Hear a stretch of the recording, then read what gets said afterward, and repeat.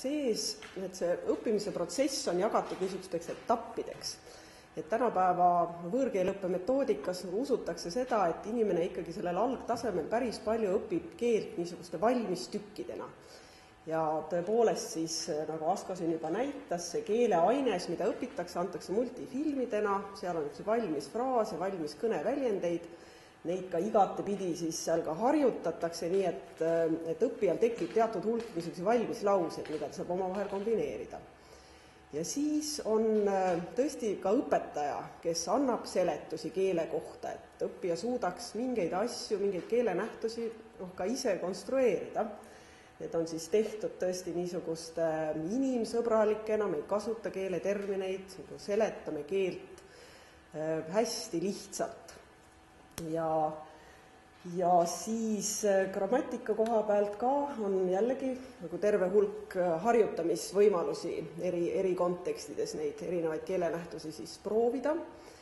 Ja kui need 2 plokki on läbitud, siis nagu on veel niisugune nagu rubriik selles programmis, kus saab tõesti proovida, et kas ma ise oskan siis juba öelda midagi. Et meie suuremaid väljakutseid oligi just selle rääkimisosa konstrueerimine arvutiõppesse, sest arvutiõpe küll võimaldab passiivseid keeleoskusi nagu lugemist ja kuulamist õppida väga kenasti, aga neid produktiivseid oskusi nagu rääkimine ja kirjutamine on arvutis raskem teha, aga põhimõtteliselt siin käis juba üks ülesande tüüp ka läbi, kus inimene saab arvutiga rääkida, tõlkida siis mingeid lauseid, mõelda, kuidas ta üht või teist asja ütleks ja arvuti annab talle siis audios tagasisidet. Ja nagu Asko ka juba nimetas, on võimalik siis ka kirjutamist õppida, on võimalik suhelda õpetajaga, saata talle kirjalikke töid. Et siin on eraldi konstrueeritud niisugused kirjutamisülesanded, kus on ette antud punktid, missuguseid kirju peaks õpetajale saatma ja siis õppija saab vastuse sellele kirjale ja tagasiside ka siis koos parandustega, et kuidas tal see kirjatükk õnnestub. Selle materjali maht on hästi suur, et tõesti, nagu siin Askogi ütles, et tegemist on väga mahuka kursusega ja kui metoodiline lähenemine asjale ongi siis niisugune, et kui klassiruumis ja kui keeletunnis saab õpetaja seda harjutamist korraldada, siis siin peab seda tegema arvuti ja tõesti õppijal on võimalus teha kõiki ülesandeid järjest, nad on järjestatud niimoodi, et õppimine oleks loogiline ja mõnus, aga kui tundub, et tahaks kiiremini edeneda, siis saab ka ülesandetest üle hüpata, et tõesti õppija saab täiesti ise konstrueerida endale sobiva tempo ja sisuga kursuse. Ja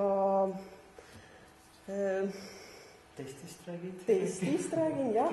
Veel tõesti siis, kui on üks peatükk läbi õpitud, need harjutused läbi tehtud, siis saab õppija veel ennast kontrollida. Testid koosnevad 15 küsimusest alati iga peatüki lõpus ja sinna on kokku võetud siis niisugused kõige olulisemad asjad, et mis nagu tõesti võiksid selged olla, et me keelenüanssidesse seal väga ei tungi, aga kui inimene ikka numbrid ei ole ära õppinud või värve ei tea või nädalapäevi, siis ta seda testi kindlasti ära ei tee. Nii et on võimalik saada siis veel tagasisidet, et kas mul õnnestus see asi ära õppida, mis oli selles peatükis ette nähtud. Ja äkki te tahate lisada midagi, Marju ja Kristi, nüüd selle keeletaseme või õppijate kohta, et Kristi, see võib olla selles tagasisides, kui palju Kristi, sina oled õpetaja. Ja elan Ida-Virumaal, kus minu linnas elab Sillamäel ja eestlasi 500 ja rahvaarv 16 000. Ja kuna ma olen puutunud nüüd kokku ka, teadlikult otsisin selliseid inimesi, kes täiesti nulltasemelt algavad, kes tähtigi nüüd kõiki, siis nemad suure õhinaga ütlevad, et millal ometi ükskord saab valmis, et me saame hakata õppima. Sest et suur eelis on see, et vene keeles seletatakse algusest alates, mida ta peab tegema. Mina olen ise proovinud hakata inglise keelt õppima sellises internetikeskkonnas, kus on kõik inglise keeles ja kehitsin õlgu, panin kinni, sest me saame mitte midagi aru. Et ainukene, mida ikkagi saab antud situatsioonis minu vanuselistelt inimestelt loota, et ta hakkab siis tööle, kui ta saab alguses aru, mida tahetakse.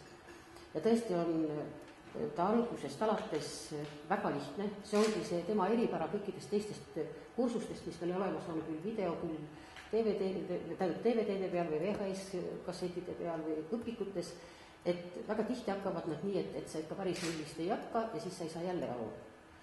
Häid asju on, aga selle kõige suurem eelis on see, et ta hakkab täiesti nullist. Ja tempo on mul võimalik endal valida. Nii kaua klikin siis, kuni ma saan need nädalapäevad selgiks või numbrid selgiks. Ja teinekord ei kujuta ette, kui raske on tegelikult alguses, eriti kui sa oled juba vanem inimene, hakata ükskõik mida õppima. Kas numbreid või nädalapäevi, mis tundub, et no mis siis õppida on. Aga ikka tükk aega lõpsid enne, kui saad nii, et enam ei eksi. Ja mina olen oma õpilastele kõikidele alati soovitanud, et kui ei ole keelekeskkonda, kus rääkida, siis on üks võimalus. Tee suu lahti ja loe kõike, mida sa näed, kõva häälega. Siis hakkab see aparaat siin tööle. Muidu ei tuleks seda rääkimist. Oodata seda, et keegi minuga tänaval tuleb ja räägib eesti keeles, on meie regioonis peaaegu, et ilmvõimatu. Mõni üksik kord ja siis ütlevad ka näiteks politseinikud, kes on B2 eksami ära teinud, et küsib eesti keeles ja ei oska mitte midagi vastata, sest et ta pole harjunud eesti keeles vastama, et ta on kõigest aru saa. Et sellepärast on see materjal unikaalne ja tõesti inimeste poolt oodatud juba, kes vähegi oskavad tahta, kes juba teavad, mis siin on. Ja äkki Marju ütle selle taseme kohta, et mis eksamini ta viib või ütleme, kuidas ta nagu asetub? No üleüldse see esimene tase, mida kontrollitakse või mida tavaks on kontrollida, ongi A2 tase. Ja sinna me siis püüame välja jõuda. Kui me nüüd Asko rääkiseks, et see avardab tööturu võimalusi selline, ega A2 iseenesest väga laiu võimalusi ei paku töötamiseks, et töötamiseks on ikka kõrgemat B1 tase ja sellised nõuded. Aga kuskilt peab alustama. Ja A2 taseme märksõnad ongi, mis Leelo ka juba ütles, et igapäevane suhtlus, lihtne, korduv, rutiin, selline üsna suur drill või harjutamine mingite valmispaneelide. Ja siis teemade osas see katab isikliku elu valdkonnad, et avaliku elusfääris, hariduses, töösfääris on need võimalused ikka suhteliselt piiratud A2 tasemel.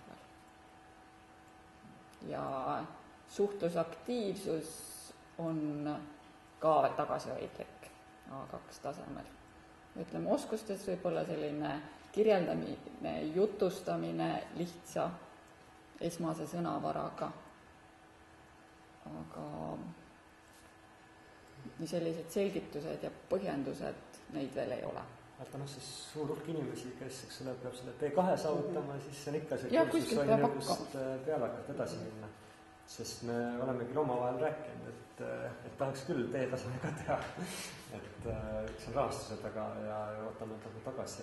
Et siin on ka veel lõputunnistus tuleb meil, kui on kõik peatükid, et siis saab teha eksami ja tunnistuse, et selle kursuse raames on oskused olemas. Et kas, ega ma vahel ei seganud, et said lõpetada. Et ma võib-olla, kui on küsimusi, aga ma kindlasti ennem seda tahaks veel tänada nii kõiki, kes siin laua taga on hästi südamest ja kindlasti Riinat Innovest, kes on hästi palju aidanud selle projekti teoks tegemisel ja tegelikult ka on tõesti need 48 inimest, et kellega ma pea kõigiga olen lähedalt kokku puutunud ja kes tõesti on hästi entusiastlikult ja rõõmuga teinud, et Inga Solurand kui Viljandi Ugala näitlejad ja meil enda inimesed Hüdroakos või Kiromeedias, kes on hästi palju sellega tööd teinud, et kuidagi hästi hea tunne on täna, kui 2 aastat on sellist suurt asja tehtud. Et loodame ka tagasida. Mõtlesime just, et niisuguse paberkandjal õpikuid teeb põhimõtteliselt ka 5 inimesega, aga sellist veebikeskkonda lihtsalt ei ole võimalik väikeste ressurssidega teha. Et selles mõttes on küll nagu ka sisugrupil tõeliselt hea meel, et siin taga on olnud nii hea tehniline tiim, kes on sisuliselt ikkagi nullist ehitanud töötava tehnilise lahenduse keeleõppeks. See ei ole lihtne töö. Need koodid, mis panevad selle mootori tööle, on keerukad ja nõuavad väga palju tööaega. Aga me vastame hea meelega teie küsimustele, kui nüüd peaks. Kas te räägiksite sellest tagasisidestamisest? Kuidas see välja näeb? Et me oleme seda nagu erinevates projektides, see on nüüd 3.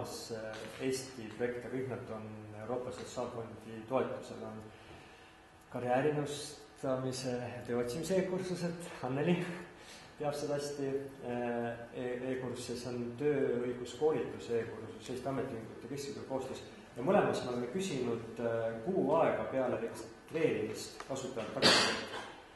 Ja vastanud on kuskil circa 10% ja sellest 10% siis me oleme küsinud, et üldiselt nagu skaalal 2 küsimust, et kuidas see kursus on teid selles teemas aidanud ja üldine hinnang ja siis on nagu lahtised küsimused, kus saab siis igaüks ise kirjutada.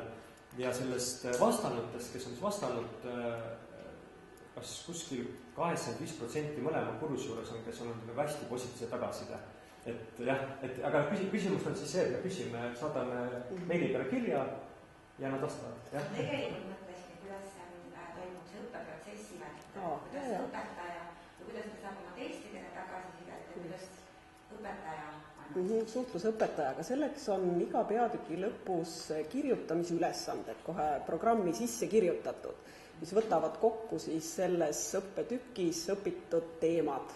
Ja nad on kirjade kujul meil vormistatud, seal on üks punktid, praegu on üks siin näha ka, et tervitage õpetajat, küsige, kuidas tal läheb ja kirjutage, kuidas teil endal läheb ja ühesõnaga on antud selline kirjaskeem ette ja õpilane siis kirjutab eesti keeles selle kirja, ta on siin programmis võimalik ära saata, siis põhimõtteliselt ta tuleb õpetajale nagu e-kirjana. Siin tekib mingi väli, siis kui õpilane kirjutab oma teksti ja just. Valib siit teha, et siin on ka öeldud esimese ülesande puhul, et kus seda kirja saab saata, et siis klikkida, siis saadad oma kodutöö. Jah, et ta tuleb e-kirjana õpetajale ja siis õpetaja loeb selle kirja läbi, vastab, kui seal on küsimusi, millele saab vastata ja parandab ära seal tekstis olnud vead, juhib tähelepanu, et kui on seal mingeid asju, mida ei öelda päris niimoodi. Et põhimõtteliselt on siis võimalik kirjalikele tekstidele saada tagasisidet, aga mitte ükskõik missugustele, vaid need on ikkagi ülesannetena vormistatud programmi sees. Et küsida võib kõike, aga kui inimesed küsivad, et aidake mul CV teha vene keeles, seda me ei saa, lihtsalt ei ole selleks ressurssi. Ja selle vahetu tagasiside on, eks ole, nagu sellise soorituse põhimõttel, et sooritad, et iga samm annab mingisuguse tagasiside, kui sa õieti sooritad, siis sa saad kas positiivse signatuuri või kuuled eesti keelt ja kui saab mingisugune plokk läbi, 8 sooritus, siis tuleb selline rõõmus valmis ja et sa nagu, et just võib-olla on oluline rõhutada seda, et ta ei ole nagu interneti pandud töövihikut, et sa nagu lahendad ja sa oled samas olukorras, et see õppeprotsess on hästi väsitav ja ilmselt mitte nii toimib. Et me oleme siin just seda põhimõtet nagu püüdnud juurutada, et üks väike samm korraga, et kogu aeg sa sooritad midagi hästi ära ja et sul oleks nagu hea meel, et sa õpid. Et kui me töövihikus näeme harjutust, kus on 10 küsimust, siis siin ei tule enamasti harjutustes 10 küsimust korraga nähtavale, vaid tuleb 1 küsimus, ta vastad selle ära, tuleb järgmine. Ja et õppijal on kogu aeg niisugune tunne, et ta ikkagi midagi teeb, midagi liigub, midagi muutub, et me ei koorma ekraani niisuguste pikkade tekstidega, mis on väsitavad lugeda. Ta on nagu hästi interaktiivne. Need 5 tundi, mis te praegu valmis on, kas need on juba kasutatavad? Ja kasutada võivad seda kõik hoolimata sellest, kas ta on töötu või ei ole? Seda küll. Sest ilmselt nagu selline kaudne seos on ju igal juhul, et ka kooliõpilased, nad on ju tulevased tööturule sisenejad ja kui me tänasel päeval aitame neil paremini keelt õppida, siis mingi aja pärast ta on ju ka tööturul on see väljend. Kuigi vahetult me loomulikult tahame seda, et kes just hetkel on ka tööealised.